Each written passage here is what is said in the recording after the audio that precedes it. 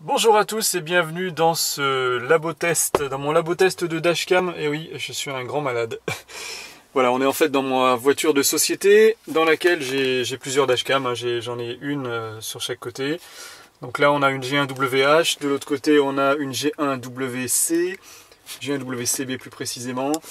Derrière qui se cache là on a une petite A118 et derrière encore une Togward que je vais également tester. Bon là on va s'occuper de cette caméra rétroviseur de chez Autovox, c'est marqué dans le coin, on le voit pas, bref. Alors voilà, le rétroviseur est très grand. C'est la première chose qui m'a étonné, et c'est le petit reproche que je lui ferai, c'est que c'est tellement grand que en fait c'est vraiment visible, surtout dans une petite voiture. Vous voyez, ça dépasse quand même pas mal du rétro habituel. Alors je sais pas si vous avez pu voir correctement parce qu'en plus il fait pas très beau ici. Je peux même dire qu'il pleut. Voilà, donc je vais essayer de vous montrer comme ça peut-être par l'intérieur. Voilà, vous voyez, ça dépasse vraiment de chaque côté du rétro. Ici on a l'objectif de la caméra qui peut s'orienter comme vous voyez puisque c'est sur rotule. Voilà, on a les attaches voilà, par élastique. Alors il faut savoir que votre rétroviseur, ça ne fonctionne pas avec ce rétroviseur là, il n'y a pas de bonne nuit sur ce rétroviseur, donc là il faudra s'en passer. Voilà, vous voyez que l'affichage en fait se trouve sur la gauche du rétroviseur et que l'autre partie sert uniquement de rétroviseur, mais la partie donc à gauche quand elle est éteinte, voilà, sert également de rétroviseur complet. Si vous voulez avoir une vue très large, vous pouvez paramétrer, on va rentrer dans les menus tout de suite, paramétrer un temps d'arrêt pour l'extinction de l'écran. Alors je pense qu'on fera peut-être le tour des menus à l'intérieur parce que là j'ai pas mal de reflets, à moins qu'on essaye comme ça. Alors ce qui est bien, c'est que l'écran est tactile.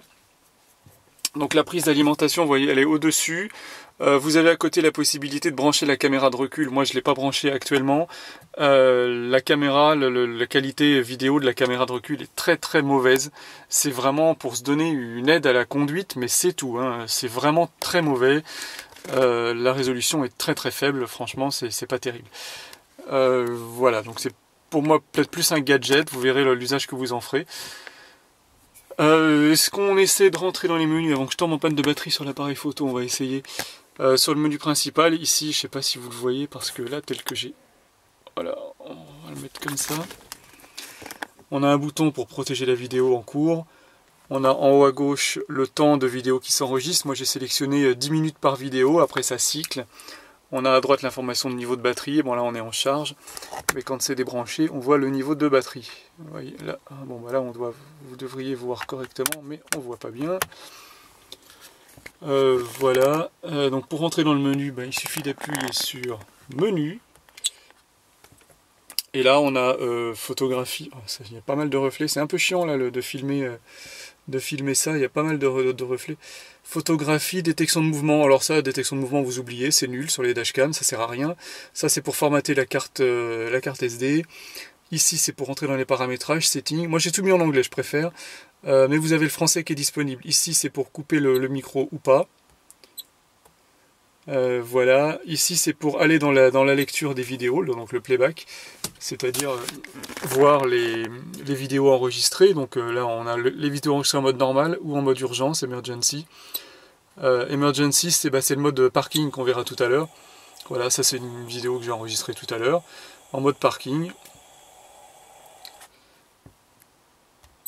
Et on a donc les vidéos, pardon, je me suis trompé de touche, les vidéos en mode normal, qui sont là, voilà. Bon là évidemment elle était très courte la vidéo, je sais pas ce que j'ai fait. Voilà, ça c'était sur l'autoroute.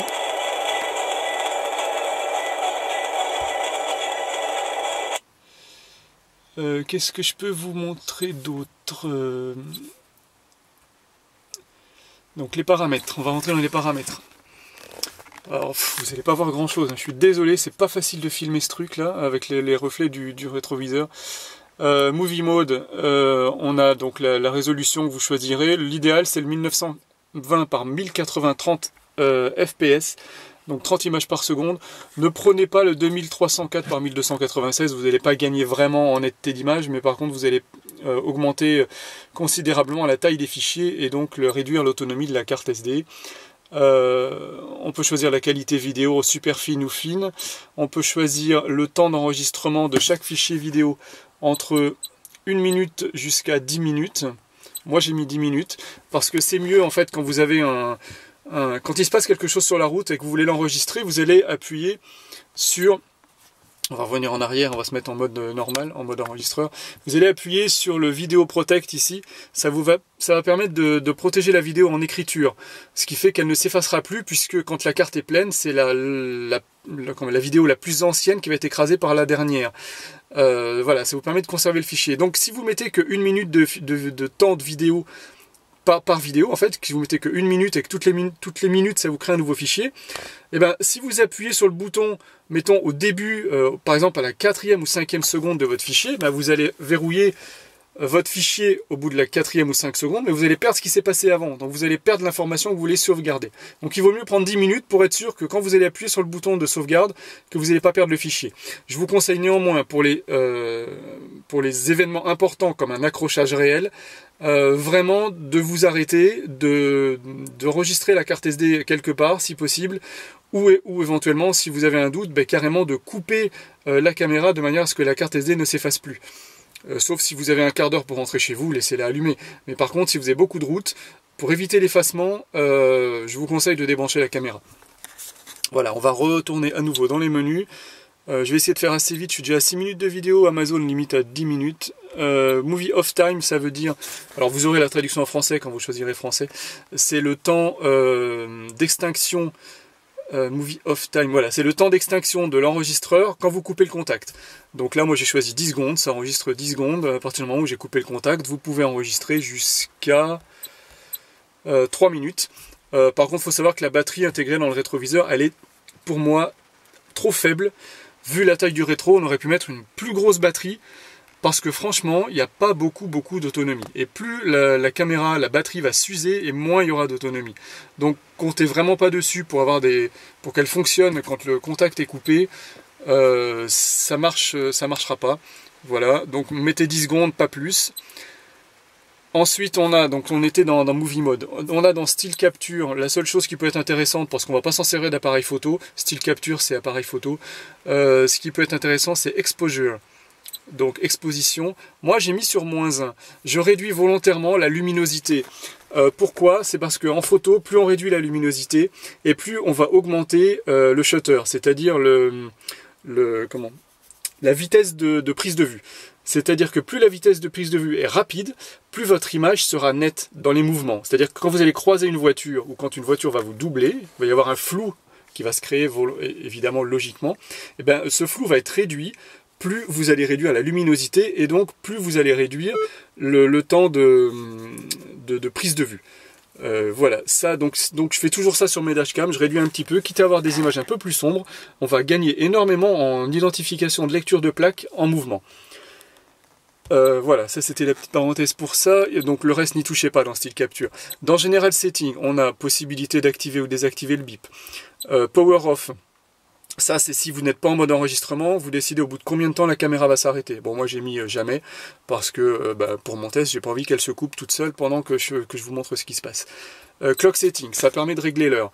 Alors, gros problème avec l'heure. Je vous le remarquerai également dans le commentaire texte. Je me suis aperçu, pour l'instant, que j'ai 1 minute de décalage tous les jours. C'est-à-dire que tous les jours, la caméra prend 1 minute d'avance. C'est énorme, parce qu'au bout de 7 jours, vous avez 7 minutes. Au bout d'un mois, vous avez 30 minutes. Et ça, pour moi, c'est pas acceptable. Donc, je vais pas bien noter la caméra, là. Elle aura que 4 étoiles pour ça. Parce que franchement, un gros décalage comme ça, c'est pas bon. Il y aura que 4 étoiles également pour une autre raison, je vous la donnerai tout à l'heure. Le format de date. Vous allez choisir jour, mois, année. Ça, c'est pour le format français.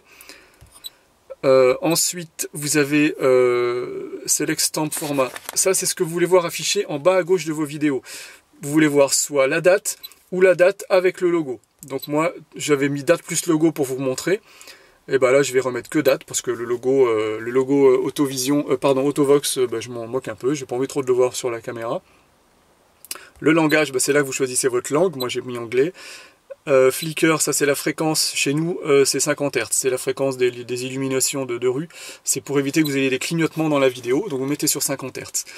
LCD Power Save, ça c'est une fois que vous avez commencé à rouler, vous voulez que l'écran s'éteigne ou pas. Vous pouvez l'éteindre jamais, sur off, donc il va rester tout le temps allumé, ou alors il va s'éteindre au bout de 1 minute ou de 3 minutes. Vous pouvez choisir de l'éteindre si ça vous gêne, pour voir justement en mode rétroviseur correctement derrière vous. Moi également j'ai décidé de l'éteindre parce que comme l'image va bouger, en fait vous allez voir là votre image de devant, votre image de la caméra avant, et comme il y a des choses qui vont bouger, moi ça m'attire l'œil, j'ai l'impression qu'il y a quelqu'un qui me suit et qui bouge. Donc moi je préfère le couper, comme ça me dérange pas. Oh là, 10 minutes 41 de vidéo, on va essayer d'accélérer un petit peu. Protect level, là moi je l'ai mis sur off. On peut aller jusqu'à level 7 je crois, non 4. Ça le protect level, c'est en cas d'accident, ça va vous verrouiller automatiquement le fichier de manière à ce qu'il ne s'efface pas. Le problème c'est que c'est tellement sensible que ça me crée des fichiers partout, que ça les verrouille. Donc en gros ça me prend de la place sur la carte mémoire pour rien. Donc j'ai désactivé le protect level. Je fais un petit peu ça sur toutes mes dashcams. Franchement, s'il se passe quelque chose, à moins que vous ne soyez pas conscient, vous avez toujours moyen d'arrêter la caméra, de récupérer votre carte SD.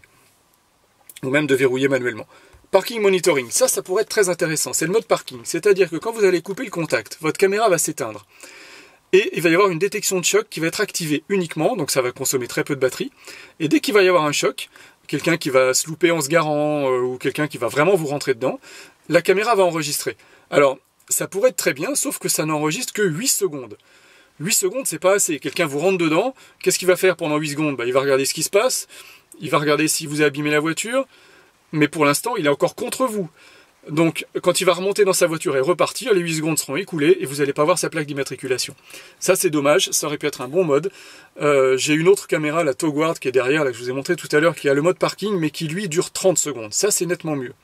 L'inconvénient, c'est que ces caméras ont des petites batteries, et je pense que ce mode parking ne sera pas fiable, parce que la batterie est trop faible, et donc, au bout de quelques chocs, même si c'est des chocs mineurs, ou des bruits dans la rue, ou même vous, quand vous montez et descendez de la voiture, ça crée des fichiers en permanence.